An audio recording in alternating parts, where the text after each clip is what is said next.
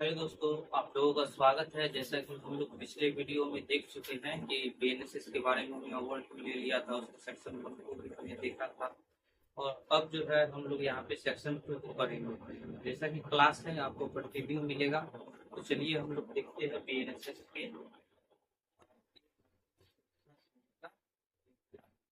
इसके बारे में। जिसमें कि हम लोगों को सेक्शन 1 हम लोग पढ़ चुके हैं। आज हम लोग जानेंगे सेक्शन 2। तो ये जो है, तो जैसा कि डिफिनीशन दिया हुआ है सारे क्लॉज का, तो डिफिनीशन में जो है सो नए डिफिनीशन की ऐड किए गए हैं। जैसे में कि ए, ठीक है। पहले जो है हमारा सीआरपीसी था, तो इसमें 2A में क्या था, तो उसमें क्या था आपको billable and non billable clause, ठीक है। बिलेबल और नॉन बिलेबल दिया हुआ था। अब क्या आ गया है, अब आपको आ गया है यहाँ पे ऑडियो वीडियो, ऑडियो वीडियो,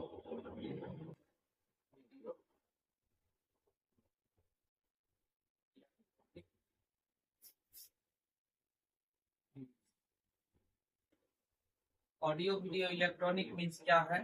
चलिए इसके बारे में हम लोग डिटेल में जानते हैं।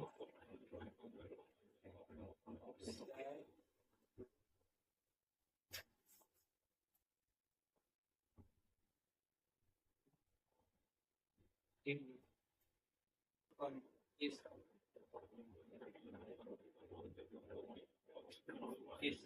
Device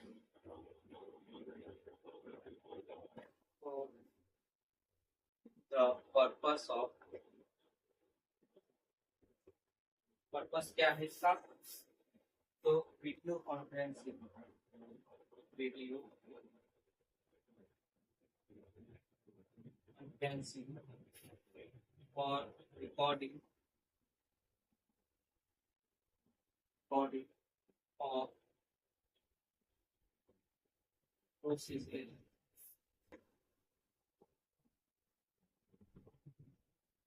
identification, identification, search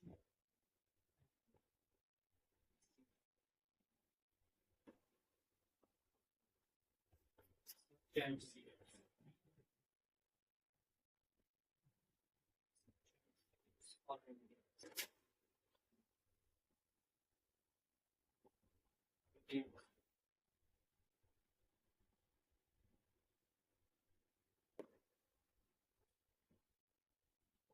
transmission of electronic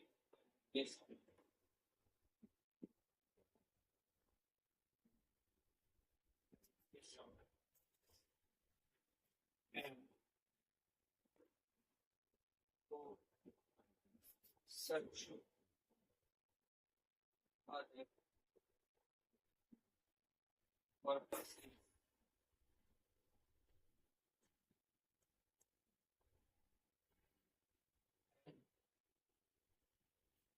state government describe।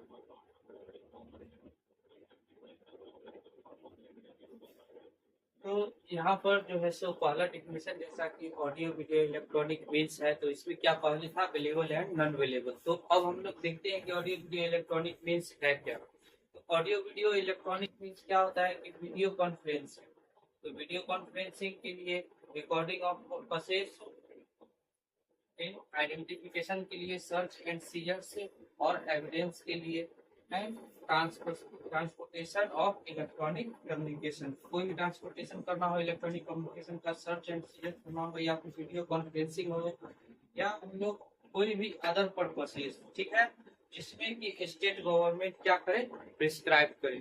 तो इस तरीके के जो भी एक्टिविटीज है उनके लिए क्या कर सकते हैं हम लोग, ऑडियो वीडियो इलेक्ट्रॉनिक मीन्स का प्रयोग हम लोग कर सकते हैं। तो ये जो है पहले नहीं था और यह क्या हुआ है, नया ऐड हुआ है। तो जो भी नया होगा सेक्शन, उसके आगे हम लोग क्या लिखेंगे, न्यू लिख दिया करेंगे। तो चलिए आगे हम लोग देखते हैं। और 2A था ये, ठीक है। अब हम लोग देखेंगे बी, 2B के बारे में। टू बी में क्या दिया हुआ है, तो टू बी में हमारा जो है सो बेल दिया हुआ है। बेल क्या है देखते हैं यहाँ पर, जैसा कि बेल का डेफिनेशन पहले था वैसा ही जो है अब भी है।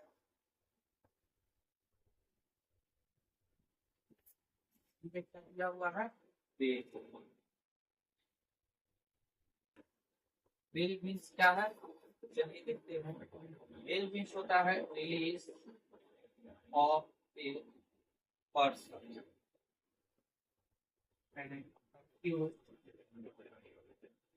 or or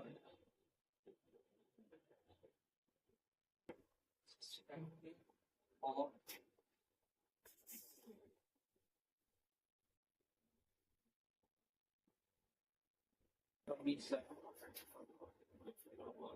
or an offense from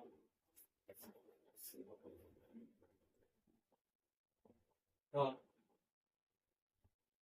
custody of law upon certain conditions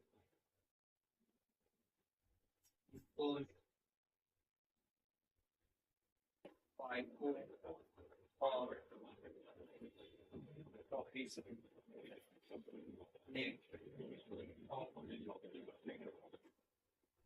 executive or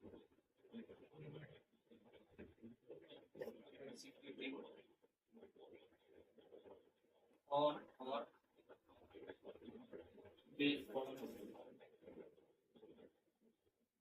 by such person. तो बिल क्या है हमारा, release of a person, release of a person and accused of और सस्पेक्टेड, क्या हो, एक्यूज्ड हो या फिर सस्पेक्टेड हो कमीशन ऑफ एन ऑफेंस के लिए। तो यह किसके अंदर है, किसके अंदर से मिलता है बेल, तो custody of law, custody of law से बेल मिलेगा। Certain condition imposed by, certain condition किसके द्वारा इम्पोज किया जाएगा, कोर्ट के द्वारा या फिर ऑफिसर के द्वारा, ठीक है। ऑफिसर जैसे कि बेलेबल होगा तो वहां पे क्या करेंगे, ऑफिसर भी दे सकते हैं बेल वहां पे, और यदि नॉन बेलेबल होगा तो यहाँ पर कोर्ट से उसको बेल देना होगा। या और एग्जीक्यूटिंग बॉन्ड, वह क्या हो सकता है, खुद या फिर यानी कि यहाँ पे विदाउट सियोरिटी का हो, बॉन्ड मिस हो गया विदाउट सियोरिटी, और बेल बॉन्ड मिस हो गया सियोरिटी, यानी कि सियोरिटी के साथ वो बेल ले रहा हो या फिर विदाउट सियोरिटी ले रहा हो, तो बॉन्ड क्या होता है, पर्सनल बॉन्ड होता है। इसी तरीके से अब हम लोग सी का देखते हैं कि सी में क्या कहा जा रहा है। सी में जैसा कि हम लोग जो है सो पहले जो पढ़ते थे आपको टू ए में, टू ए में जैसा कि हम देखे थे बेलेबल एंड नॉन बेलेबल, तो उसी तरीके से जो है तो यही टू ए जो है अब हमारा क्या बन गया है, टू सी बन गया है, bailable offence and non bailable offence. Bailable और नॉन बेलेबल ऑफेंस क्या है, तो बेलेबल और नॉन बेलेबल जैसा कि पहले था बिल्कुल वैसे ही है। तो बेलेबल कौन सा ऑफेंस है, जो कि शेड्यूल फर्स्ट में जो दिया हुआ होगा तो क्या होगा, आपको बेलेबल होगा। शेड्यूल फर्स्ट में क्या दिया हुआ है, तो शेड्यूल फर्स्ट में जो है सो आपको आईपीसी के सेक्शंस दिए हुए, आईपीसी के बारे में शेड्यूल फर्स्ट में बताया गया है। तो जैसा कि आईपीसी जो है सो अब हमारा बन चुका है बीएनएस, बीएनएस में है सो हमारा क्या होगा, बेलेबल होगा, ठीक है, और जो नहीं होगा सो वो नॉन बेलेबल हो जाएगा, ठीक है। कुछ अपराध जो कि बीएनएस में नहीं दिए हुए, किसी और एक्ट में दिए हुए हैं, तो जो बीएनएस में नहीं दिए हुए किसी अदर एक्ट में, यानी कि अदर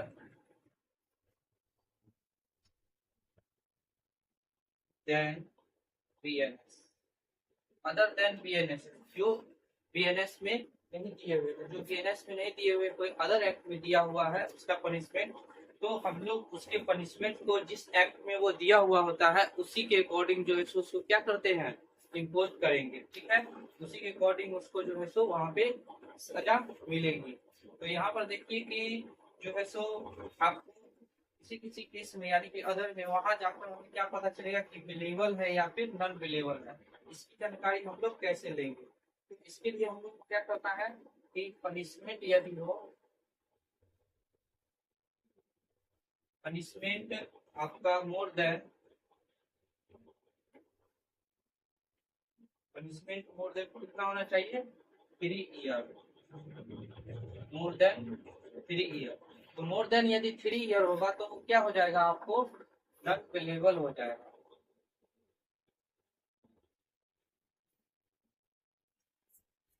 नॉन बिलीवेबल क्या हो जाएगा, वह नॉन बिलीवेबल हो जाएगा जो आपको मोर देन 3 ईयर्स होगा। और जो 3 ईयर्स से कम होगा वो क्या हो जाएगा, आपका बिलीवेबल हो जाएगा। तो इस तरीके से हम लोग जान सकते हैं कि नॉन बिलीवेबल और बिलीवेबल कौन सा सेक्शन है। अदर आप एक्ट को देखते हैं तो वहां पे सजा में आपको कैसे पता चलेगा, तो जानिए 3 ईयर्स से लेस देन होगा तो बिलीवेबल और 3 ईयर्स से मोर देन होगा तो नॉन बिलीवेबल। तो चलिए आपका 80 हो चुका है। अब इसके बाद हम लोग 2D के बारे में जानेंगे जिसमें कि बताया गया है बेल बॉन्ड के बारे में। बेल बॉन्ड क्या है, तो जैसा कि बेल बॉन्ड भी बिल्कुल कोई चेंज नहीं आया है, उसमें जैसा वो था पहले वैसा ही है। हम लोग सारे सेक्शंस को देखेंगे कैसे कैसे क्या है। देखिए 2D हमारा बात करता है बेल बॉन्ड के बारे में। बेल बॉन्ड क्या है, बेल बॉन्ड जो है so means N undertaking, undertaking और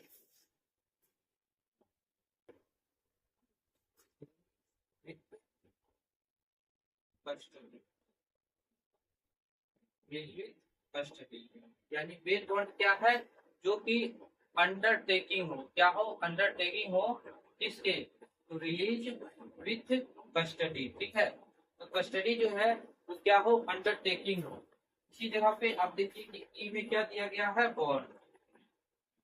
बॉन्ड क्या होता है, ये होता है पर्सनल बॉन्ड। क्या होता है, ये पर्सनल होता है, पर्सनल बॉन्ड। तो क्या है, अंडरटेकिंग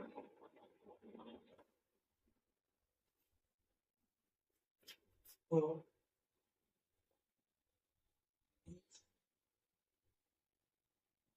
विदाउट श्योरिटी,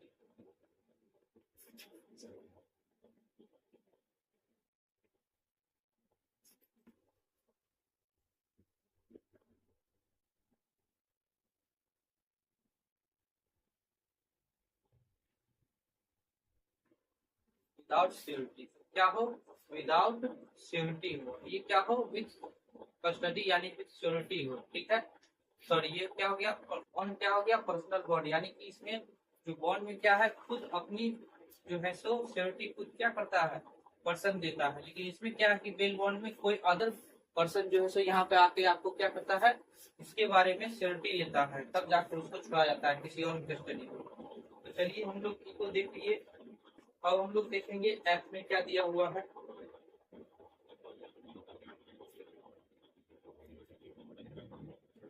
ऐप में हमारा दिया हुआ है चार्ज,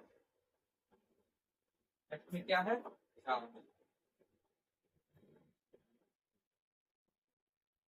चार्ज, चार्ज क्या है, तो चार्ज वही है, एक हेड हो तब भी हम लोग चार्ज बोलेंगे, या एक से अधिक हेड हो फिर भी हम लोग चार्ज बोलेंगे। तो जैसा कि पहले था डिफिनीशन, बिल्कुल वैसा ही डिफिनीशन अभी है। तो हम लोग जो है सो यहाँ पर चार्ज के जो चैप्टर्स थे पहले, पहले क्या थे आपको, तो पहले हमारा 17 चार्ज था, और अब क्या हो गया है। तो अब देखिए जैसा कि हम लोग जानते हैं कि हमारा जो 6A था चैप्टर, वो क्या बन चुका है, 7 बन चुका है। तो इसके अकॉर्डिंग क्या है कि 7 के बाद जितने भी चैप्टर्स आएंगे, सॉरी 6A नहीं 7 है, 7 एक क्या बन चुका था, 8 चैप्टर। चैप्टर जो 8 के बाद जितने भी चैप्टर्स आएंगे वो सारे चैप्टर्स में क्या होगा, 1 प्लस कर दिया जाएगा, ठीक है। तो जैसा कि पहले क्या था कि चैप्टर 17 था सीआरपीसी में, सीआरपीसी में क्या था हमारा, 17 था चैप्टर, इसमें 1 प्लस कर देंगे तो क्या हो जाएगा 18, यानी कि हमारा अब जो चैप्टर होगा बीएनएसएस का तो क्या होगा 18 होगा। कौन सा चैप्टर है चार्ज का 18 चैप्टर है। तो इसमें इसी तरीके से मान लीजिए कि यदि हमारा अभी पूछ दिया जाए आपसे कि बेल बेल किस चैप्टर में, तो बेल का चैप्टर जो पहले था सीआरपीसी में वो था आपको 33, ठीक है। तो 33 जो चैप्टर था अब क्या कौन सा चैप्टर हो जाएगा बीएनएसएस में। तो यहाँ पर देखिए जैसा कि 7 8 में बदल गया उसी तरीके से आपको पता होगा कि 21A, ठीक है। 21A किस चीज के बारे में बात कर रहा था, प्ले बार्गेनिंग। 7A क्या बात कर रहा था, रेसिप्रोकल अरेंजमेंट के बारे में। तो 7A प्ले बार्गेनिंग जो है सो वो क्या हो चुका है 22 चैप्टर हो चुका है। तो इसमें हम लोग क्या करेंगे 2 ऐड करेंगे। तो इसमें 2 ऐड करेंगे यानी कि 22 के बाद जितना भी चैप्टर्स आएगा जो भी हम लोग का चैप्टर्स था वो चैप्टर में क्या करना है 2 को ऐड कर देना है। तो यहाँ पर 2 ऐड करेंगे तो क्या हो जाएगा 25। तो बेल का जो है बीएनएस का क्या हो जाएगा चैप्टर 35 हो जाएगा बेल। तो इसी तरीके से अब हम लोग आगे बढ़ते हैं जी में देखते हैं कॉग्निजेबल ऑफेंस। कॉग्निजेबल ऑफेंस के बारे में जानते हैं। कॉग्निजेबल ऑफेंस क्या है तो जो कि शेड्यूल फर्स्ट में दिया गया हो। शेड्यूल फर्स्ट में जो दिया हुआ रहेगा वो क्या होगा आपको कॉग्निजेबल ऑफेंस। कॉग्निजेबल ऑफेंस जो पुलिस कस्टडी हैज पावर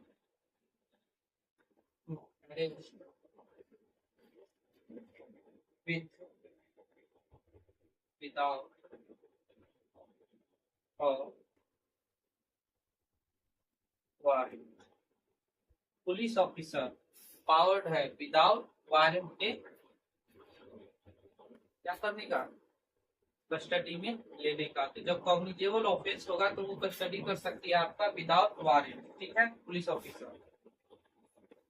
जब क्या दिया हुआ है शेड्यूल फर्स्ट में जो होगा वो कॉग्निजेबल ऑफेंस है, ठीक है।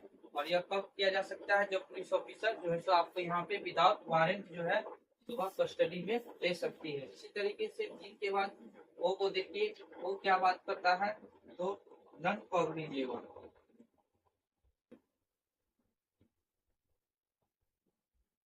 Cognizable offences.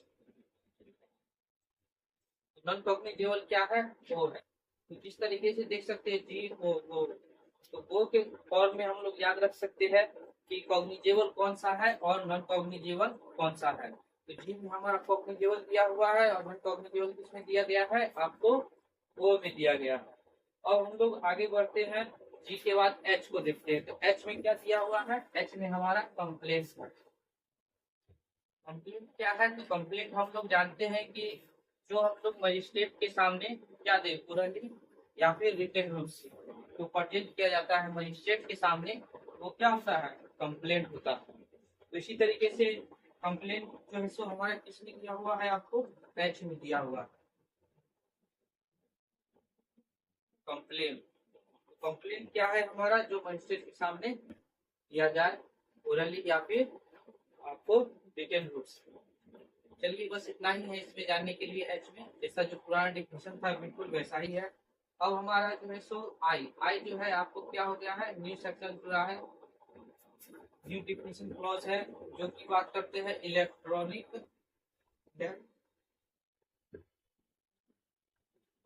कम्युनिकेशन।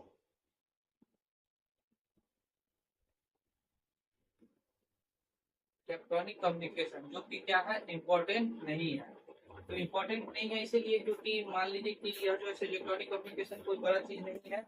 इसमें हम लोग देखेंगे कि इलेक्ट्रॉनिक कम्युनिकेशन जो आपको जो भी इलेक्ट्रॉनिक रूप से जो भी लेते हैं भाग उन सारी चीजों में जो इलेक्ट्रॉनिक कम्युनिकेशन का होता है। चलिए हम लोग डिफिनेशन उसका देख लेते हैं क्या दिया हुआ है इलेक्ट्रॉनिक कम्युनिकेशन में। एक minute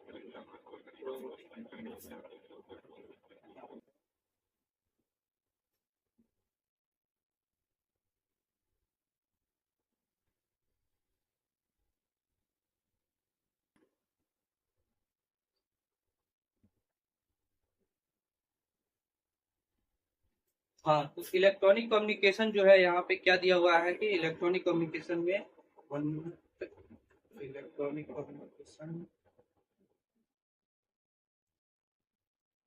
electronic communication means the communication of a written verbal, collaterally information or video content transmitted and transferred by means of an electronic device include a telephone, mobile phone or other verbal telecommunication device or a computer or audio video player or camera or any other electronic device or electronic forms as may be satisfied by notification by the central government। यानी कि जो भी central government prescribe करेंगे वो सारे क्या आ जाएंगे, electronic device में आ जाएंगे। ठीक है, तो यानी कि जो भी सेंट्रल गवर्नमेंट अदर डिवाइस को, जैसे यहाँ पर एनी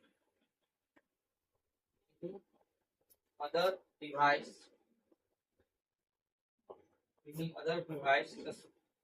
is specified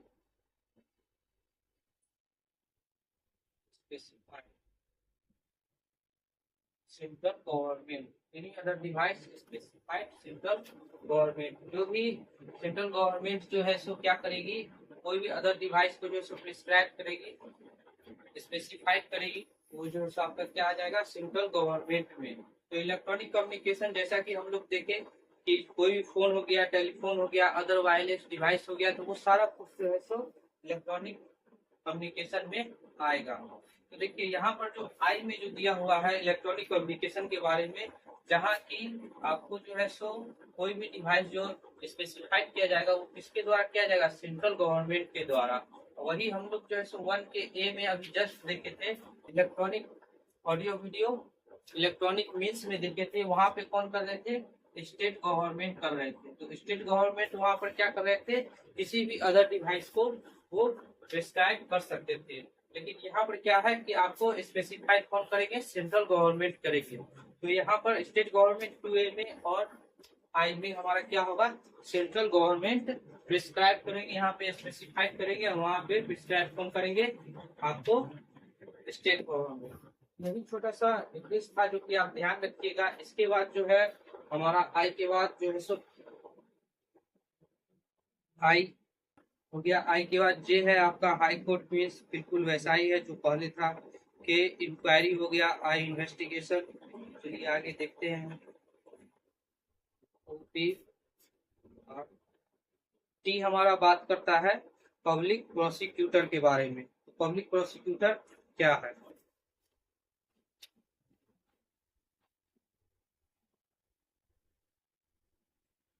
सॉरी, हमारा बात करता है पब्लिक पुलिस रिपोर्ट के बारे में। ठीक है, तो पुलिस रिपोर्ट क्या है, तो पुलिस रिपोर्ट हम लोग जानते हैं कि पहले हमारा था 173(2) में, इसमें सीआरपी पुलिस रिपोर्ट क्या है आपका, जो कि 173(2) में था, अब क्या हो गया, बीएनएसएस में 193(3) में आ चुका है। तो यह देखिए इस तरीके से इसको ध्यान में रखा जा सकता है।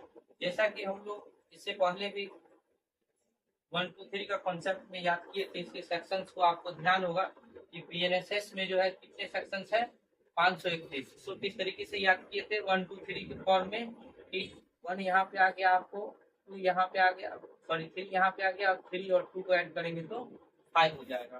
तो इस तरीके से 531 सेक्शंस थे इसमें, हम लोगों ने याद किए थे इससे पहले। अब देखिए यहाँ पर भी आप 1, 2, 3 का फॉर्मेट को बना सकते हैं। तो 1, 2, 3 देखिएगा तो क्या होगा, 1 यहाँ, 3 यहाँ, और इसमें 2 ऐड कर दीजिए, कितना हो गया आपको, 193 हो गया। ठीक है, तो इस तरीके से क्या है कि आप यहाँ पर भी ध्यान रख सकते हैं कि 193 जो है सो इसका सेक्शन हो चुका है। ठीक है, बीएनएसएस का। अब देखिए यहाँ पे क्लॉज 3 हो गया है, पहले क्लॉज क्या था, 2 था। आपको पता होगा कि क्लॉज ए जो है 2018 में जो है सो ऐड हुआ था, जिसमें कि बताया गया था कि रेप के केसेस को क्या किया जाएगा, 2 मंथ में सॉल्व किया जाएगा।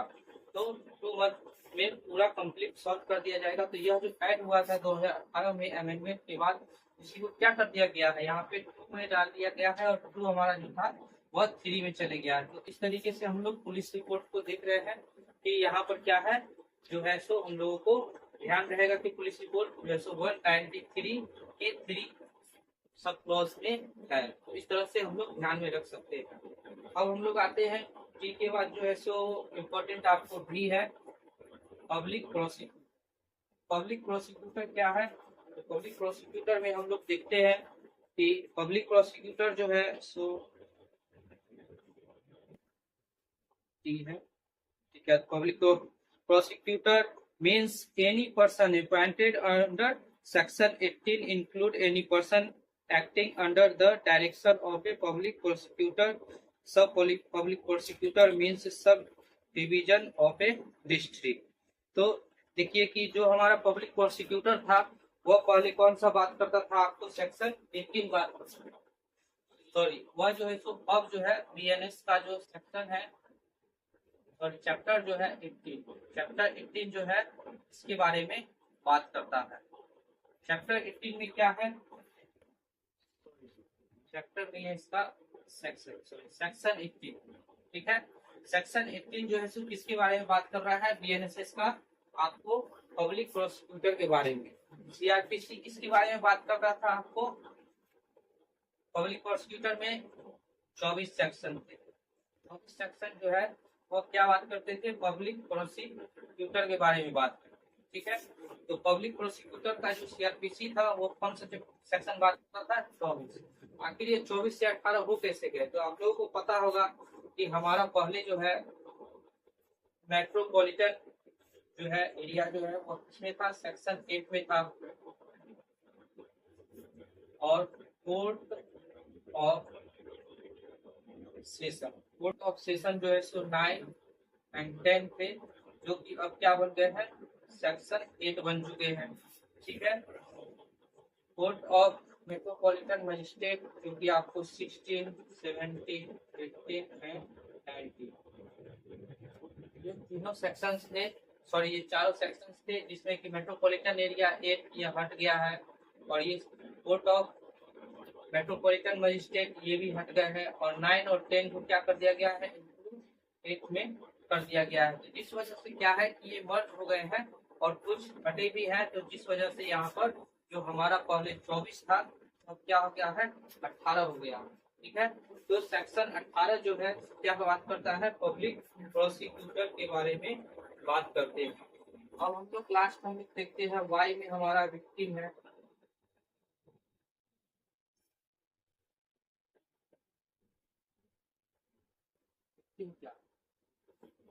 तो विक्टिम के बारे में हम लोग देखेंगे। तो victim means a person who has suffered any loss or injury caused by reason of the act or omission of the accused person and include the guardian or legal heirs of such victims. Means क्या हुआ कि जो भी यहाँ पर guardian हो गए या फिर लीगल हेयर्स हो गए, ठीक है। तो गार्जियंस हो गए या फिर लीगल हेयर्स हो गए, लीगल हेयर्स हो गए, वो सारे क्या होंगे आपको यहाँ पे विक्टिम में आपको इंक्लूड होंगे।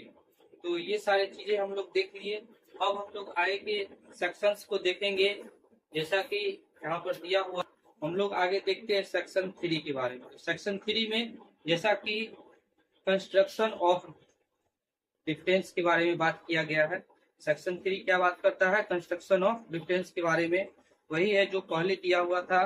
सेक्शन 4 हमारा बात करता है ट्राइबल ऑफ ऑफेंसेस, यह भी वही है जो पहले दिया हुआ था। उसमें कोई भी ऑफेंस है उसमें जो कि इन्वेस्टिगेशन हो गया, इंक्वायरी हो गया, ट्रायल हो गया या फिर अदर प्रोसीडिंग, सब इसके हिसाब से ही होंगे। तो हमें पता है कि हमारा जो बीएनएसएस है वो क्या है, प्रोसीजरल लॉ है, और सीआरपीसी, बीएनएसएस मतलब सीआरपीसी हो गया, और जो हमारा बीएनएस है आईपीसी वो क्या है, सब्सटेंटिव लॉ है।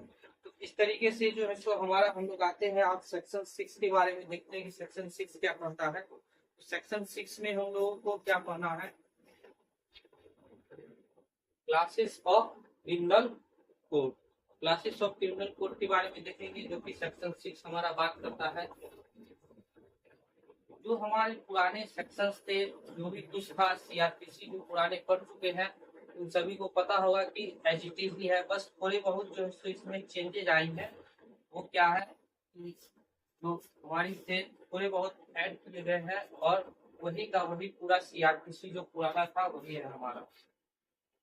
सीआरपीसी यानी कि पीएनएसएस में कोई खास चेंज नहीं किया गया है, समझ के चलिए 5 से 10% का ही चेंज हुआ है, वैसे पूरा का पूरा एडिटिंग हुई है। सेक्शन 6 हमारा बात करता है क्लासेस ऑफ क्रिमिनल कोड के बारे में, क्लासेस ऑफ क्रिमिनल कोड के बारे में। यह क्या है? Beside high court or other court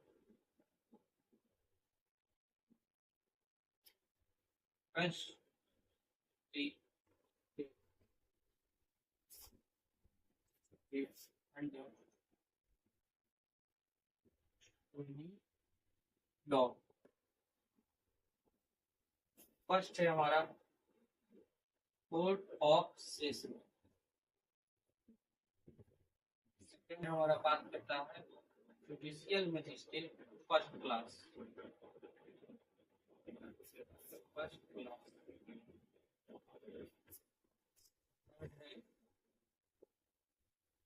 executive magistrate,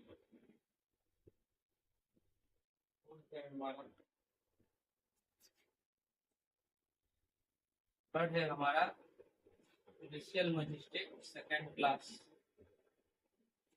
है हमारा एग्जीक्यूटिव मजिस्ट्रेट।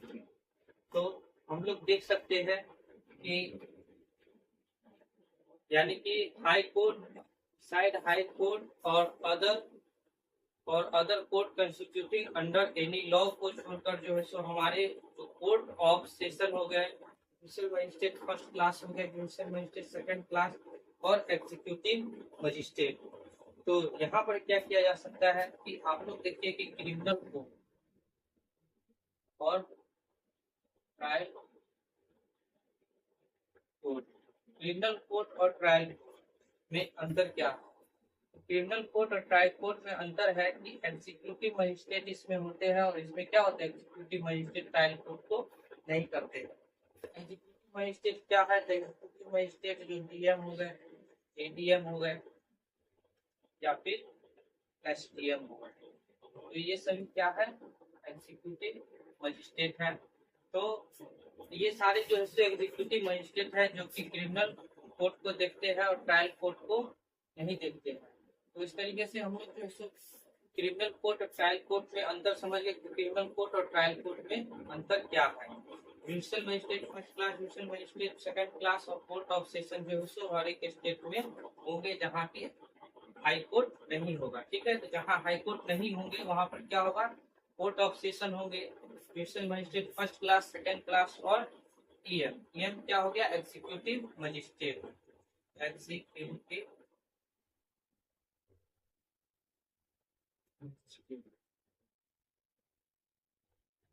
मजिस्ट्रेट जो है सो एग्जीक्यूटिव मजिस्ट्रेट कौन है, तो ईएम, एडीएम और एसडीएम, जो कि क्या करते हैं, क्रिमिनल कोर्ट को देख सकते हैं लेकिन ये ट्रायल कोर्ट को नहीं देख सकते। ठीक है, तो इस तरह से हम लोग जो है सेक्शन 6 को देख लिए है और आगे के सेक्शंस को सेक्शन 7, सेक्शन 8 जो कि है सो हम लोग आगे के वीडियो में देखेंगे। तो आज के लिए इतना ही दोस्तों, आगे के वीडियो में हम लोग और अदर जानकारी देंगे। थैंक यू दोस्तों, धन्यवाद।